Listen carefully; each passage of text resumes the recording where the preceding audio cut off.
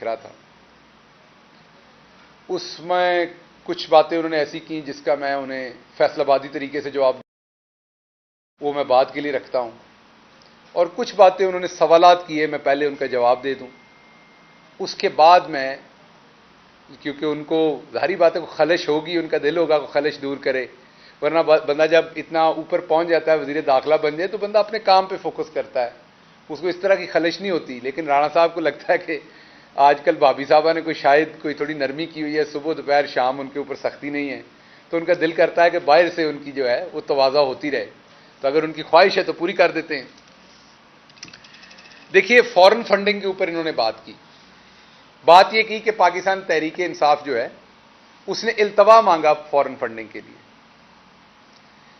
पाकिस्तान तहरीक इंसाफ पाकिस्तान की वो वाहिद जमात है जिसने अवाम से पैसा इकट्ठा करके इलेक्शन लड़े। ये घर बैठे हुए लोगों के लिए बड़ा इंपॉर्टेंट है ये जानना कि ये क्यों जरूरी है।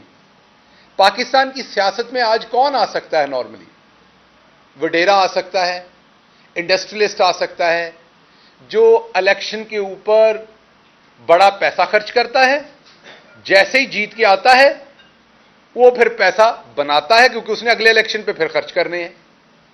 ये साइकिल है।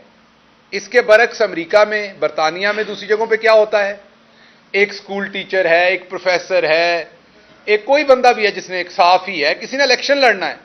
अब इलेक्शन लड़ना हर जगह पे महंगा काम है, तो वो आवाम को कहता है मैंने इलेक्शन लड़ना है, आप मेरे इलेक्शन के लिए फंड इकट्ठा करें। उस फंड से वो इलेक्शन लड़ता है। बाराक ओबामा हो, अमेरिकी सदर, कोई भी, इवन ट्रंप हो, कोई भी हो, इधर बजाय बड़े बड़े प्रॉपर्टी टाइकॉन से अंदर खाते पैसे पकड़ के इलेक्शन लड़ते हैं, बाद में उनको वापस करने के लिए उल्टे सीधे काम उनके करते हैं हुक्मरान, खुद भी लूटते हैं, उनको भी लुटाते हैं। बाहर यह कि अवाम से पैसा इकट्ठा किया जाता है और फिर अवाम की खिदमत की जाती है उस पैसे की वापसी के लिए। तो पाकिस्तान में यह तरीका पहली दफा इमरान खान लेके आए कि आम पाकिस्तानी अवाम से, यहां पर और बैरूने मुल्क रहने वाले पाकिस्तानियों से यह पैसा इकट्ठा किया, एक एक पैसे का सबूत दिया।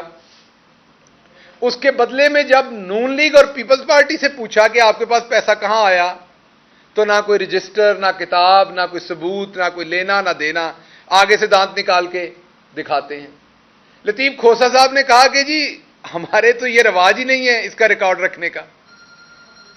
नून लीग के पास वैसे ही तो भत्ता लेते हैं। एक लाहौर के बहुत बड़े डिपार्टमेंटल स्टोर के मालिक ने मुझे बताया कि हमजा शहबाज ने पार्टी फंडिंग के नाम से उनसे भत्ता लिया, तो ये तो भत्ता लेते हैं। अब हमने क्या रिक्वेस्ट की, जब इलेक्शन कमीशन बाइस थे हमारे खिलाफ और वो एक ही पार्टी की फंडिंग के बारे में, तो हमें यह शायबा हुआ कि जानबूझ के इसे स्कैंडलाइज करेंगे और जानबूझ के कोई ऐसा शरारत वाला फैसला देने की कोशिश करेंगे। पहली बात तो हम कभी भी फॉरेन फंडिंग का हमारे ऊपर केस नहीं था, ममनुआ फंडिंग का था, जिसकी मैक्सिमम सजा यह है कि मैक्सिमम वो आप पैसे कन्फिस्केट कर सकते हैं, रख सकते हैं। अगर कोई 10 लाख, 20 लाख, 50 लाख किसी पार्टी ने इकट्ठा किया जो ममनुआ फंडिंग है, तो आप वो रख सकते हैं, वापस ले सकते हैं, इसके अलावा कुछ नहीं हो सकता। ममनुआ फंडिंग था हमारे, वो भी साबित नहीं हुआ, अल्लाह का शुक्र है, हमारे पास उसका भी सारा रिकॉर्ड है। लेकिन जब जैसे ही हमने कहा, इलेक्शन कमीशन तो सुन नहीं रहा था, वो आप ये कह लें घड़ी है, तो फिर हम अदालत गए। मुअज़्ज़ज़ अदालत की तौहीन कर रहे थे आज राणा सनाउल्लाह बार बार ये कह के, क्योंकि अदालत फैसला दे चुकी कि तमाम पार्टीज का ये फैसला इकट्ठा करें, तो करें, सुबह ही करें इलेक्शन कमीशन। हम खुद कहते हैं आप सुबह कर दें ये फैसला, आपने जो परसों करना है वो कल कर दें, लेकिन तमाम पार्टीज का इकट्ठे करें, यकसा ट्रीटमेंट होना चाहिए सबके साथ। इधर मैं आप एक शख्स का सवाल ले लूं, दूसरे का ना लूं, तो आप फौरन लड़ पड़ते हैं। क्यों लड़ पड़ते हैं? क्योंकि आप कहते हैं यकसा ट्रीटमेंट करें। स्टैनफोर्ड यूनिवर्सिटी ने, राणा साहब अपने रिश्तेदारों के उत्ते एक, स्टैनफोर्ड यूनिवर्सिटी वालों ने एक अपने रिश्तेदारों के उत्ते तजर्बा किया होया है।